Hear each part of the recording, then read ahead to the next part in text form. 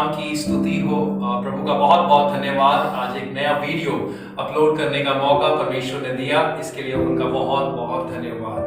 परमेश्वर के नाम से मैं आपको भी धन्यवाद करना चाहता हूँ कि जो लोग हमें सुनते हैं रेस ऑफ लाइफ में, और आपके जो कमेंट्स थे, आपके जो प्रोत्साहन थे, उन सब के लिए प्रभु के नाम में मैं आपको धन्यवाद करना चाहता हूँ। आज का विषय जिसके ऊपर हम लोग मैं बात करना चाहूंगा वो है कोशिश, या दूसरे शब्दों में कहा जाए प्रयत्न करना। आज बात करूंगा कोशिश के बारे में। हम सब जानते हैं जो शब्द कोशिश है उसे हम इंग्लिश में बोलते हैं ट्राई, और बहुत सारी सोच हमारे अंदर आती है जब हम इस विषय के बारे में सोचते हैं।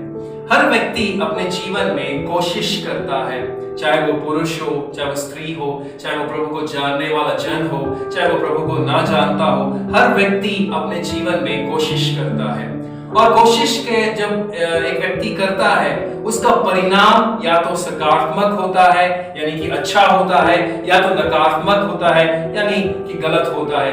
ये रिजल्ट या ये परिणाम जो है वो हमारे हाथों में नहीं होता। लेकिन एक व्यक्ति जो कोशिश करता है, ये माना जाता है कि उसके जो परिणाम होते हैं वो अच्छे निकलते हैं, और जो व्यक्ति कोशिश नहीं करता है उसके परिणाम अच्छे नहीं निकलते हैं।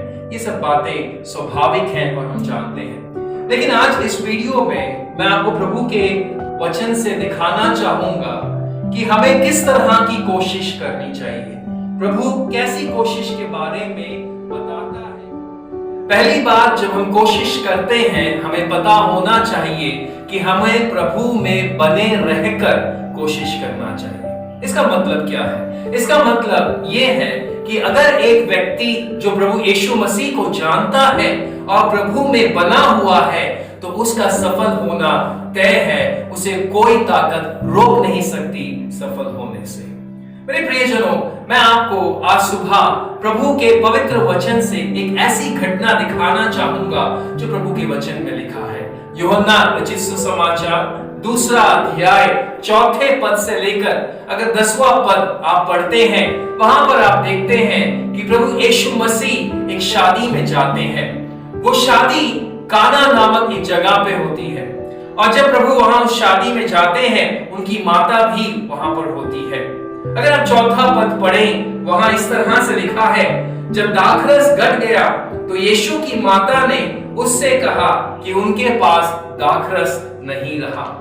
अब ये शादी का जो घर है, वहां पर हम देखते हैं कि प्रभु की माता आकर प्रभु से कहती है कि इस घर में अब दाखरस नहीं रहा, की संभावनाएं हैं अगर दाखरस नहीं रहा तो जो मेहमान आए हुए हैं और जो लोग रिश्तेदार आए हुए हैं उनके सामने शायद इस घर की बेइज्जती हो जाए या उन्हें लज्जित होना पड़े। फिर भी प्रभु वहां कहते हैं कि मेरा समय नजदीक नहीं हुआ है या मेरा समय नहीं हुआ है इसे करने के लिए। लेकिन वहां हम देखते हैं माता मरियम वहां खड़े हुए जो दास लोग हैं, ये जो नौकर लोग हैं, उनसे वो कहती है ये जो कहते हैं वैसा ही तुम करो। अब एक सवाल हमारे मन में उठता है कि जब एक व्यक्ति दाखरस को बनाता है, और अगर आप रिसर्च कर देखें तो लोगों का कहना है जो दाखरस बनाते हैं उनका कहना है महीनों लग जाते हैं आपको दाखरस बनाने के। लेकिन जब हम उन वचनों को पढ़ते हैं वहां पर हम देखते हैं कि प्रभु यीशु मसीह ने उन सेवकों से कहा कि जो मटके रखे हुए हैं उस मटकों को पानी से भर दो। अगर आप 7वां पद देखें, वहां पर लिखा इस तरह से है, वहां यहूदियों के शुद्ध करने की रीति के अनुसार पत्थर के 6 मटके धरे थे जिसमें 2-2, 3-3 मन समाता था। 7वें पद में जो मैंने अभी बताया वहां लिखा है कि हाथ पैर धोने के लिए यहूदियों ने अपने घरों के बाहर मटकों को रखा था, जिसमें जो पानी रहता था उसे वो इस्तेमाल करते थे अपने हाथ पैर धोने के लिए। प्रभु यीशु मसीह ने उन सेवकों से कहा उन्हीं मटकों को पानी से भर दो, और जब पानी से भर दिया गया, 8वां पद कहता है, यीशु ने उनसे कहा, अब निकाल कर भोज के प्रधान के पास ले जाओ। मेरे प्रियजनों, 7वें और 8वें पद में ज्यादा अंतर नहीं था, लेकिन जब पानी भरा गया और वहां से निकाल कर, बाइबल कहती है 9वें पद में, जब भोज के प्रधान के पास ले जाया गया, उसने जैसे ही उस पानी को पिया, वो इतना खुश हो गया और दूल्हे को बुलाकर कहा, इतना बढ़िया दाखरस तूने कहां छुपा कर रखा था। मेरे प्रियजनों, कोशिश तो हम सभी करते हैं, लेकिन जब हम प्रभु यीशु मसीह के उस चमत्कार को देखते हैं, एक बात हमें समझ आता है कि जो बात असंभव है वो परमेश्वर संभव करके देता है, अगर हम प्रभु यीशु मसीह में रहकर कोशिश करते हैं। अगर आप रिसर्चर्स की बातों को सुने, बाइबल स्कॉलर्स की बात सुने, उनका कहना है कि उस समय में अग्लियानिको नामक अंगूर हुआ करते थे, जो रोमी साम्राज्य में बहुत ही मशहूर थे, और अधिकतर शादियों में अग्लियानिको जो अंगूर होते थे, उन्हीं से दाखरस बनाकर पिलाया जाता था, और बहुत ही महिमा की बात या बहुत ही गर्व की बात वो लोग मानते थे जब ऐसी शादियों में उस अंगूर के दाखरस होते थे। लेकिन बाइबल कहती है कि दूल्हा को बुलाकर भोज का प्रधान कहता है, इतना बढ़िया दाखरस तूने कहां छुपा के रखा था। हमें शायद पता नहीं कि वो शायद उसका स्वाद उसी अंगूर के समान था या नहीं था, हमें नहीं पता, लेकिन फिर भी एक बात तो निश्चित है बाइबल के अनुसार कि भोज का प्रधान बहुत ही खुश हुआ उस दाखरस की क्वालिटी को देखकर, खूबी को देखकर, कि वो अव्वल किस्म की दाखरस थी। इसके लिए प्रभु का बहुत बहुत धन्यवाद।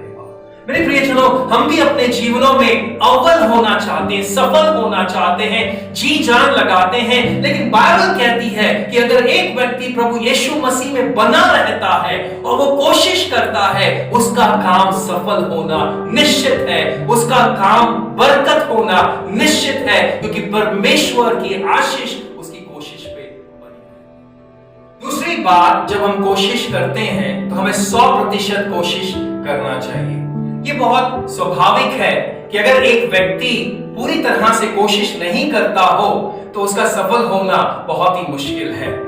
एक उदाहरण है, अगर एक छात्र ढंग से पढ़ाई ना करे और उसके माता पिता चाहते हैं कि वो पहला स्थान अपनी कक्षा में लेकर आए, तो मुझे लगता है कि वो पहला स्थान तो लेकर आना उसका मुश्किल है। शायद वो पीछे से पहला स्थान ले आए, लेकिन आगे से पहला स्थान लेकर आना बहुत मुश्किल है, क्योंकि उसने 100% कोशिश ही नहीं की अपनी पढ़ाई में।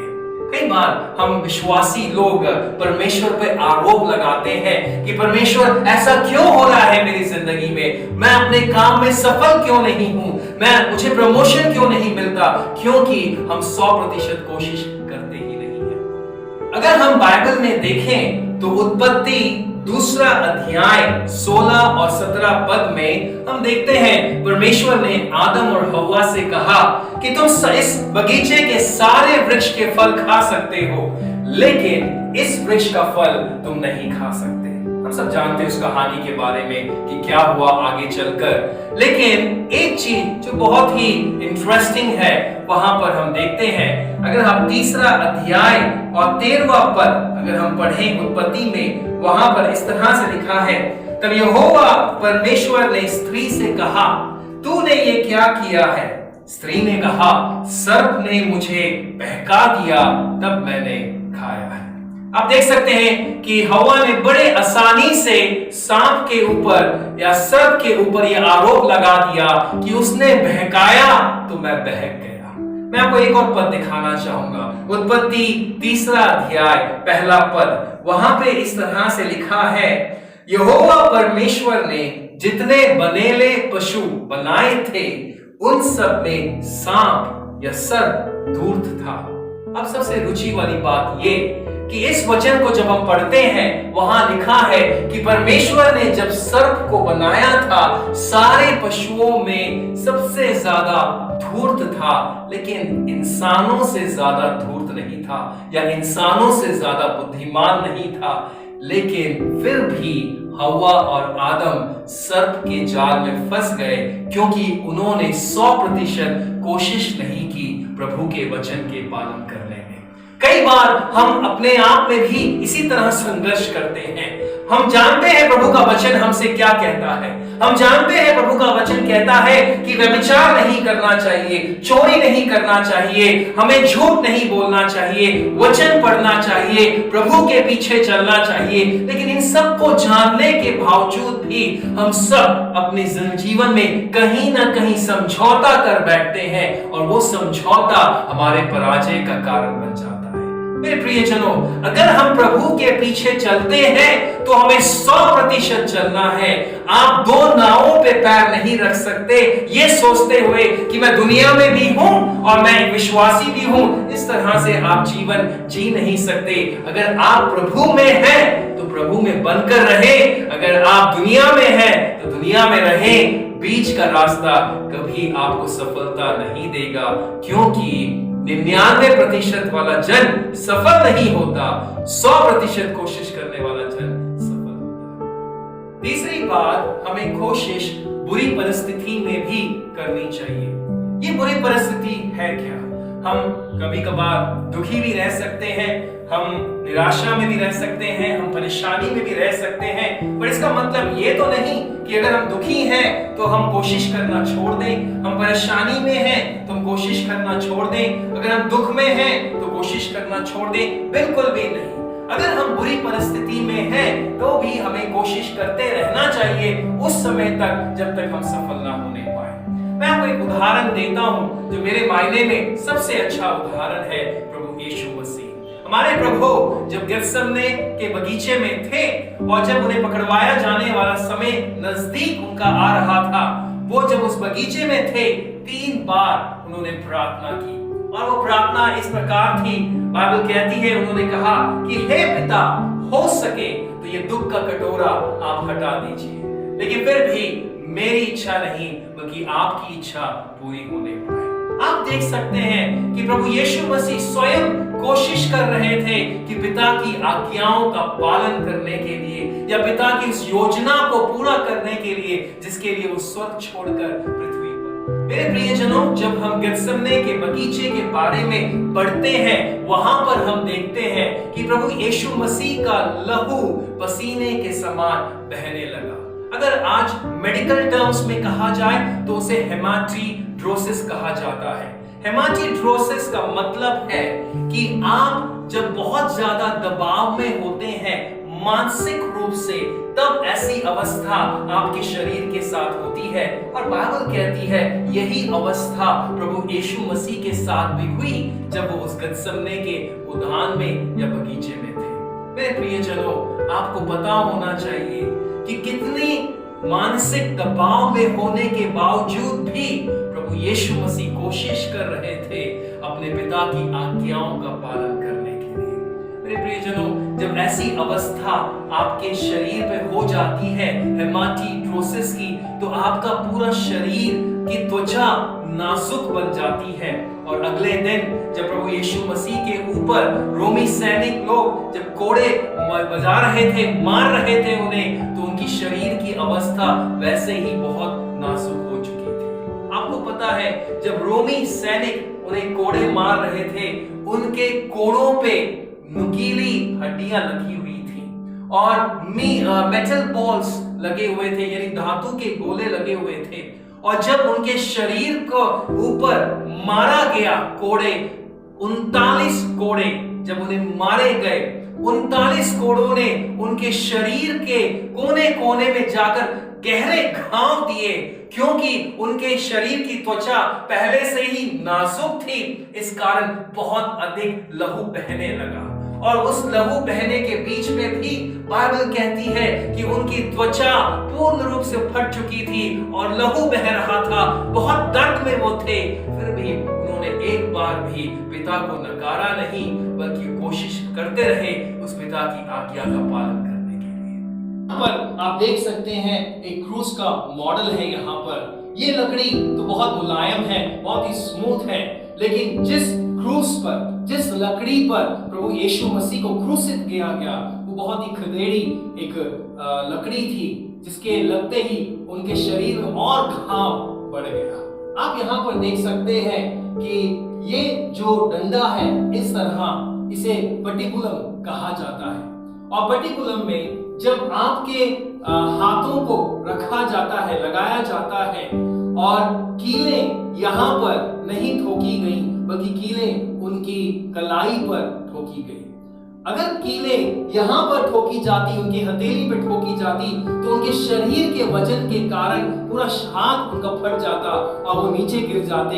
लेकिन क्योंकि ये कीलें उनकी कलाई पे मारी गई, वहां पर एक ऐसी नस है जिसे मचली हुई नस कही जाती है, जो हमारी इस उंगली और इस उंगली और पूरे हथेली को थाम कर रखती है। उस नसों के बीच में प्रभु यीशु मसीह को यहाँ पर इस जगह पर क्रूसित किया गया। आप सोच सकते हैं, पहले से ही उनकी मानसिक दबाव में, परिस्थिति में, दर्द में, दुख में वो बहुत दुखी थे, बहुत ज्यादा दर्द में थे, और उसके बावजूद भी उन्होंने कोशिश की अपने पिता को मानने के लिए, अपने पिता के पीछे चलने के लिए। अंत में उन्होंने कहा कि हे पिता, इन्हें क्षमा कर, ये नहीं जानते कि ये क्या कर रहे हैं। यही एक कारण है कि हम आज प्रभु यीशु मसीह के पीछे चलते हैं, क्योंकि प्रभु ने हमें दिखाया कि प्रेम करना मुश्किल है, लेकिन फिर भी हमें कोशिश करनी चाहिए। क्षमा करना मुश्किल है, लेकिन फिर भी हमें कोशिश करनी चाहिए, और अपने दुश्मनों को गले लगाना चाहिए, क्योंकि प्रभु ने हमें वो कर दिखाया। मेरे प्रियजनों, हम कई बार जिंदगी में आर्थिक रूप से या अपने करियर में सफल होने के बारे में सोचते रहते हैं, लेकिन आप प्रभु यीशु मसीह के बारे में सोच कर देखिए। प्रभु ने अपने जीवन के अंतिम समय तक पूर्ण रूप से कोशिश की कि अपने पिता की आज्ञाओं का पालन करने के लिए, अपने पिता के द्वारा भेजे गए उस मकसद को पूरा करने के लिए, जिसके कारण बाइबल कहती है कि आज वो पिता के दाहिनी ओर बैठे हुए हैं। हालेलुया।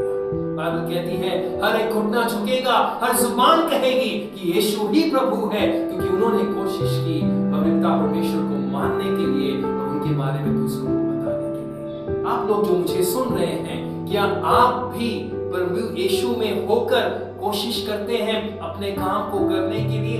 क्या आप भी 100% कोशिश करते हैं अपने काम को करने के लिए? क्या आप भी प्रभु में बने रहकर प्रभु की बातों को मानने के लिए, प्रभु के पीछे चलने के लिए, हर परिस्थिति में चलने के लिए क्या आप कोशिश करते हैं? अगर आप करते हैं, प्रभु आपको बहुत आशीष करेगा। मेरे प्रियजनों, इस समय अपने आप प्रभु के हाथ में सौंपिए और प्रभु से कहें कि हे पिता, मैं कोशिश कर थक चुका हूं, लेकिन अब मैं आप में होकर कोशिश करूंगा और 100% कोशिश करूंगा। अपने दुख में, अपने निंदा में, अपने मुश्किलों में, हर कड़ियों में मैं आपके बीच में रहकर कोशिश करूंगा और आपके नाम को उठाऊंगा। अगर आप मेरे साथ सहमत हैं इन बातों के लिए, अगर प्रभु की आत्मा ने आपको छू लिया है, तो आइए हम प्रार्थना करें, अपनी आंखों को बंद करें। महान परमेश्वर, मैं प्रार्थना करता हूं कि इस समय हमारे प्रियजनों को आप आशीष करें जिन्होंने इस वचन को सुना है। ये वचन उनके जीवन में 30, 60, 100 गुना फलवंत करे। बहुत लोग कोशिश करते हैं लेकिन सफल नहीं हो पाते हैं, लेकिन प्रभु, अगर हम आप में बने रहें और कोशिश करें तो हम सफल हो सकते हैं। अगर हम 100% कोशिश करें तो हम सफल हो सकते हैं। हमारे दुख में, हमारी निंदाओं में, हमारे क्लेश में अगर हम कोशिश करें तो हम सफल हो सकते हैं। प्रभु जी, मैं प्रार्थना करता हूं कि इस समय सभी प्रियजनों को जो मुझे सुन रहे हैं, आपके वचन को सुन रहे हैं, उन्हें आप आशीष करें। जहां वो गिरे हुए हैं, वहां से फिर से उठ खड़े होने पाए।